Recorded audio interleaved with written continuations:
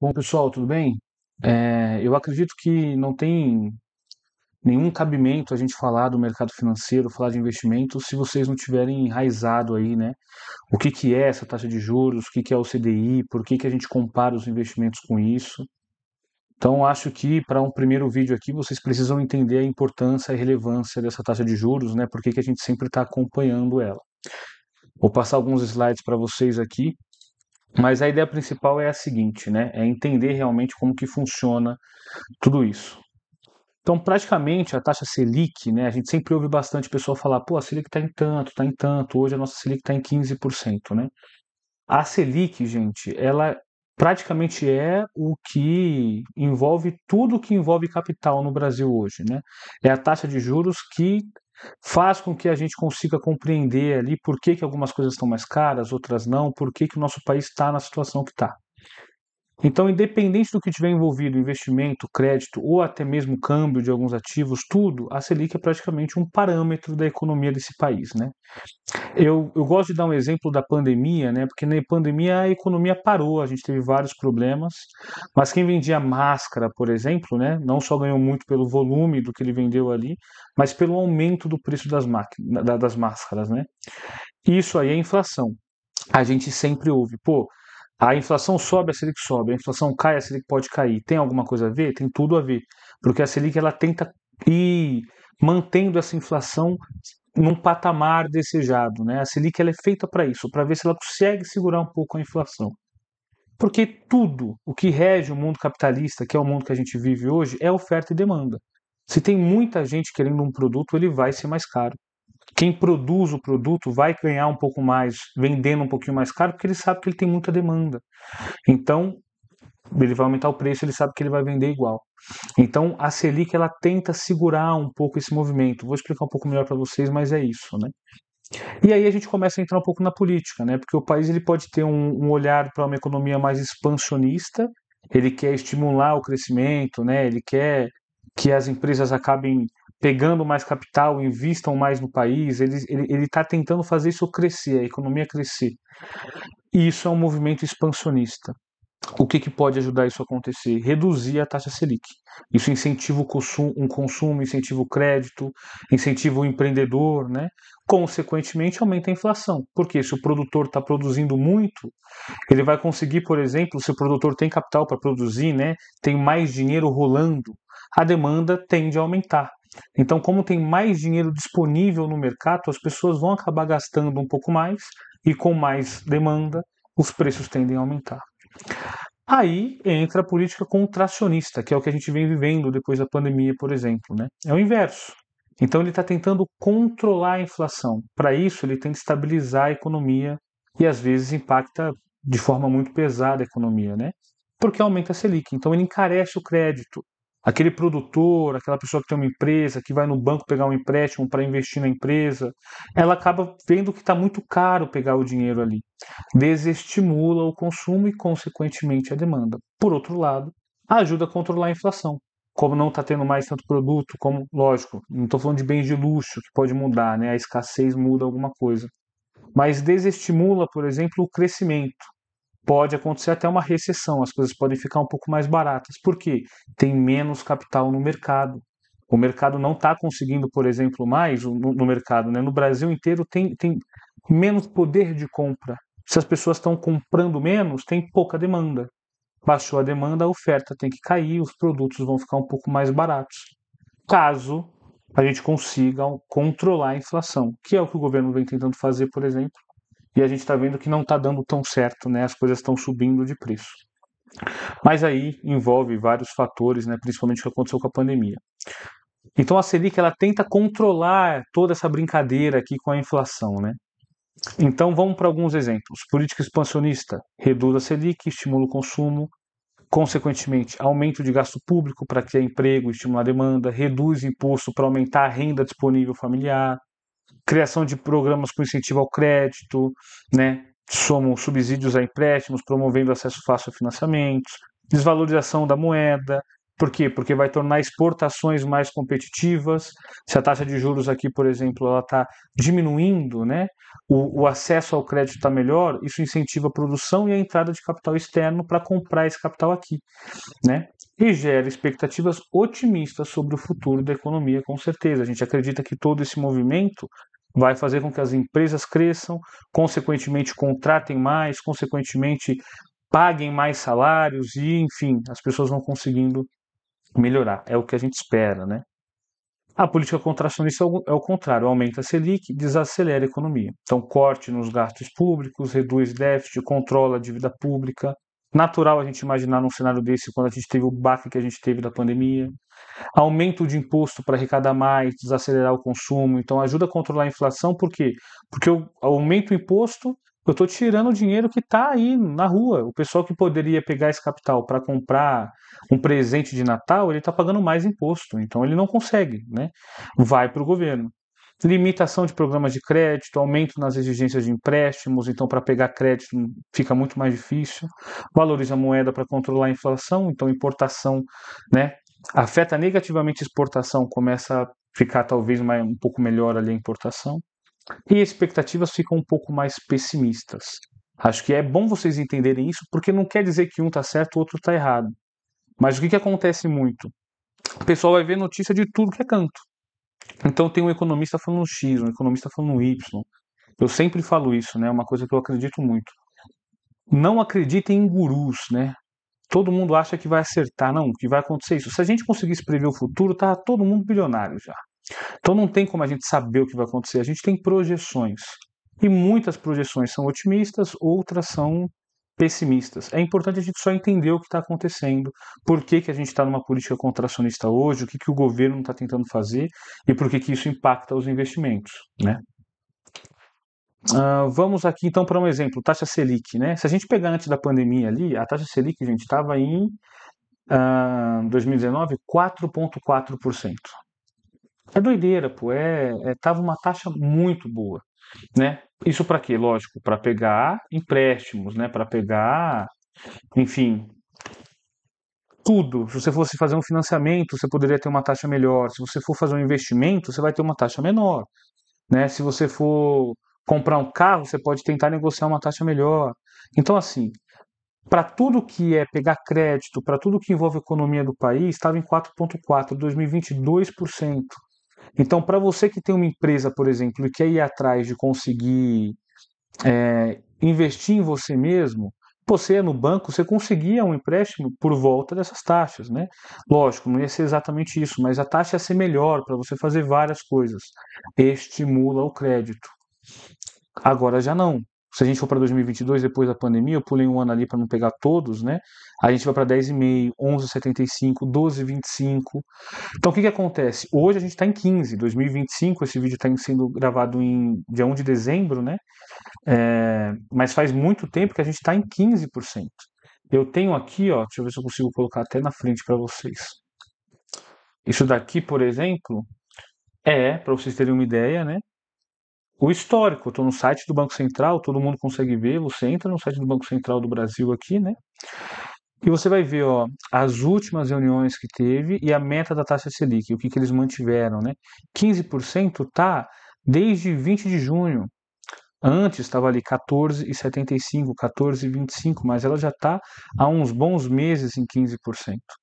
Aí a gente entendeu, tudo que eu estava explicando agora era para explicar o porquê que ela está alta, porquê que estamos nessa política contracionista, né? Se a gente pega o CDI, aí a gente começa a conversar o que a gente pensa dos investimentos, né? O CDI, por exemplo, peraí, cadê? Opa! O CDI, gente, tá aí. Tudo que a gente faz de investimento, a gente sempre olha para esse lado, certo? Então a gente pensa assim, pô, o que é isso, Gui? O que é isso aí, né? Eu tenho vários investidores que eles veem que a gente compara a carteira com o CDI e o pessoal, tá, mas eu não tenho total consciência ainda, não sei explicar o que é o CDI. CDI é certificado de depósito interbancário. Vou explicar para vocês um pouco mais para frente, mas pensa comigo assim, ó. Agosto em 16, setembro em 22, outubro em 28, todos esses dados eu peguei ali na Estados Invest, no Brasil Indicadores, né, no site do Banco Central, eu fui sempre pegando ali. que acontece? Se você tiver um papel, por exemplo, um CDB, um ativo que você investiu o capital, e ele está pagando 100% CDI, quanto que ele vai te pagar em agosto? 1,16. Em outubro, 1,28. O CDI ele não é um padrão, vai depender do mês. E o CDI, ele é normalmente 0,10 abaixo da Selic. Um é muito parecido com o outro. Então, quando você vê a taxa de juros, né, a nossa Selic, pô, ela está em 15%, o 100% do CDI vai fazer próximo a 15%, algo como 14,9 ali, ele sempre fica bem pouquinho abaixo. Então, eles são extremamente parecidos. Mas aí entra a explicação do porquê o CDI, então, né? O CDI é o seguinte: nenhum banco pode dormir no negativo, né? Isso é meio que é uma lei que existe. Então eu tenho um banco muito grande, por exemplo, o Banco Itaú, e eu tenho um banco menor, né? Pode ser o banco que for, um banco ABY, né? Porque ABC é um banco mesmo. Tem um banco que chama XY. O banco XY, por exemplo, ele é um banco menor, ele tem alguns clientes, o pessoal vai lá todo dia, faz um Pix, tira um Pix, enfim, é um banco comum. O que acontece? Pode ser que num dia em específico, esse banco aí, o XY, ele teve mais resgates do que entradas. Então ele recebeu R$ 1 milhão em Pix, mas ele mandou em Pix 1,2 milhão. Ou o pessoal foi lá na caixa eletrônica e resgatou R$ 100. Enfim, toda movimentação, no final do dia ele está negativo. Ele mandou mais dinheiro para outros bancos do que ele recebeu. Como ele não pode dormir no negativo, ele precisa estar pelo menos no 0 a 0. Um banco que está positivo empresta dinheiro para ele. Ele não pode dar o dinheiro, ele não pode falar, não, amanhã você me manda sem nada, isso não pode. Ele tem que cobrar algo para deixar o dinheiro lá esse um dia. Esse pagamento, né? Então, o Banco X aqui, né? O que é esse desenho? O Banco X que teve lucro, é um banco grande, 100 milhões no dia, transações correntes, o Banco Y ali pequeno, prejuízo de 10 milhões. Esse banco grande ele vai mandar 10 milhões para esse banco pequeno. Mas é só por um dia, é para ele não dormir no negativo. Amanhã esse banco acorda e devolve o dinheiro. Mas ele vai ter que pagar uns juros. O banco emprestou um capital para você. Qual que é esses juros, né? Esse pagamento com juros de um dia? Isso é o CDI, é um certificado de depósito interbancário. Por isso que quando a gente investe num CDI, que está pagando um CDB que está pagando 100% do CDI, você consegue ver o quanto você ganhou ali de um dia para o outro. Por isso que na maioria das vezes, tudo que é de liquidez diária, a gente vai ver que é atrelado ao CDI, né? Por quê? Porque a gente consegue ter certeza, ó, desse dia para o outro, a média do que os bancos cobraram foi X. Essa média, a Selic é um sistema, ela vai acompanhando isso, né? Então você vai conseguindo entender mais ou menos. Por isso que o Banco Central tenta controlar o que está acontecendo, mas é porque um banco empresta capital para o outro.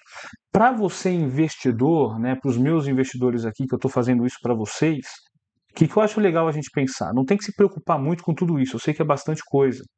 Mas o ponto importante é, pô, eu entendi. O CDI é isso. O CDI é, eu vou pegando esse valor que vai voltando para os bancos, eu recebo 100% do CDI, né? Então, praticamente é isso. E, consequentemente, é muito parecido com a Selic. Se a gente pegar, né, então como funciona, né? Como eu consigo ver quanto eu ganho com isso? Agora chegou a parte do investidor. Legal, eu entendi, mas eu estou ganhando quanto? Todo investimento, pensando principalmente em renda fixa, né, vamos tirar ações da conversa, a gente tem indexadores. Então eu invisto em algo que me paga algo. Então, por exemplo, o pagamento ele pode ser feito diário, pode ser feito mensal, tem ativo que te paga trimestralmente, semestralmente, anualmente, mas um indexador é o que eu estou olhando para saber quanto que eu vou receber por isso. A gente tem alguns, né? Então, por exemplo, são várias opções. Tem umas que não são tão frequentes, como é o IGPM. A gente pode investir em algum ativo que me paga o IGPM, né? É um índice voltado mais para o ramo, né, imobiliário, de aluguéis. A gente tem o dólar. Eu posso investir em algum ativo que o indexador que eu vou receber está atrelado ao dólar. Se o dólar subir muito, eu tenho um bom lucro. Se o dólar cair, eu posso ter prejuízo, entendeu? Então, vai depender do que está indexado o seu investimento. CDI é o mais comum. É o que a gente estava falando até agora. É muito usado para ativos como de liquidez diária, porque a gente entendeu o que acontece, né? Essa variação diária. Segue sempre a Selic, costuma ser 0,10 abaixo. E é usado principalmente porque os bancos não podem, né? Os bancos não podem terminar o dia no negativo. Selic, Sistema Especial de Liquidação e Custódia. Aqui é o seguinte, o nome já está falando, é um sistema que acompanha a liquidação e registro dessas operações dos bancos de corretora. é a básica de juros, nossa taxa básica. Quem administra isso é o nosso Banco Central. E a cada 45 dias vocês sempre veem uma postagem em algum lugar, né? Copom mantém taxa Selic, Copom sobe taxa Selic, Copom diminui taxa. Copom é um comitê de política monetária, esse pessoal aí que vai influenciar praticamente tudo que envolve capital. Eles vão ver se pela nossa economia dá para diminuir. Pô, estamos controlando a inflação, está melhorando? Estamos, dá para diminuir um pouco. Não está controlado ainda? Não. Mantém ou sobe. O que vem acontecendo há um tempo é que eles estão mantendo isso. IPCA é o Índice Nacional de Preços ao Consumidor Amplo. Aí é a inflação. Sempre que você vê IPCA é a inflação. É o que a gente sempre fala, pô, os preços estão subindo, não estão. O que a gente olha é o IPCA. A gente trata esse investimento como juros reais. Por que juros reais? Porque você está ganhando alguma coisa acima da inflação. 99% das vezes, né? Todo investimento que tem o IPCA, ele é híbrido, né? Por que híbrido? Ele tem IPCA mais alguma coisa. Então, por exemplo, vocês já devem ter visto, né? Pô, esse papel paga inflação mais 4, inflação mais 7, inflação mais 10, IPCA mais 7 mais 10. Então, por que a gente chama de juros reais? Se eu tenho 100 mil reais hoje e ano que vem a inflação foi 10%, a gente entende que eu não tenho mais 100 mil. Um carro que eu conseguiria comprar por 100 mil reais esse ano que vem ele está 110 mil. Esses 10% foi a inflação, né? Que ela diminui o meu valor de compra. Eu não tenho mais essa capacidade de compra. Meu dinheiro perdeu o valor no tempo. Então a gente investe principalmente para isso. Investimentos de médio e longo prazo são atrelados sempre à inflação. Por quê? Porque, pô, eu consegui um papel pagando inflação mais 10. Então, perfeito. Se eu tenho 100 mil reais, passou um ano, eu peguei aqueles 10%, certo? De lucro, que é a inflação mais 10. Então, eu estou com 110 mil. Mas aqueles 100 mil, se a inflação foi 10% também foi para 110. Deu para entender? Então, eu tinha 100 mil, a inflação foi 10%. Eu estou investindo na inflação, então eu estou com 110. Mas eu também recebia mais 10%, inflação mais 10%. Então eu estou com 120, 10 da inflação, 10 do pré-fixado, né? Temos as taxas fixas, que são as pré-fixadas, um ativo que me paga 12% ao ano, 15, 16, 9, simplesmente um ativo pré-fixado. Os híbridos é o que a gente falou, pode ser inflação mais alguma coisa, como pode ser CDI mais alguma coisa, como pode ser dólar mais alguma coisa, bolsa, dá para fazer todo tipo de investimento, gente. Enfim, é muito interessante, né? Acho que a gente pode parar por aqui agora. E eu acho que seria muito interessante vocês lembrarem essa frase aqui, né? Se oferta e demanda controla tudo, tudo. Se tem muito consumo, os preços tendem a subir. Se tem pouco, preços tendem a cair. E a gente tenta controlar essa inflação, que é o aumento ou queda dos preços, através da Selic, que é a nossa taxa de juros. Que é o que a gente veio conversando aqui, né? Bom, ficou alguma dúvida? Gui, ficou meio bagunçado, não deu para entender muito bem. Fiquei com dúvida XYZ. Comenta aqui para mim, né? Só ou me manda uma mensagem, eu vejo certinho. Vou tentar fazer um vídeo sempre respondendo a pergunta de vocês. Pô, Gui, eu queria entender um pouco mais sobre isso. Manda para mim também, tá? Pode mandar em qualquer lugar. Aqui vai aparecer um Instagram que eu estou colocando para pôr esses vídeos lá também para o pessoal conseguir entrar em contato comigo por lá. Se você não é um investidor ou se você até é um investidor, mas está, né, sem um acompanhamento profissional, ou está com um acompanhamento muito básico, quer ter alguma coisa mais profissional. Obviamente a gente pode conversar, a gente pode fazer um planejamento financeiro, é só me chamar aí também, eu vou colocar o e-mail aqui também. Mas o importante espero que vocês tenham entendido, e se ficou qualquer dúvida, gente, é só me dar um toque. Fechou? Um grande abraço para todos aí e até o próximo vídeo.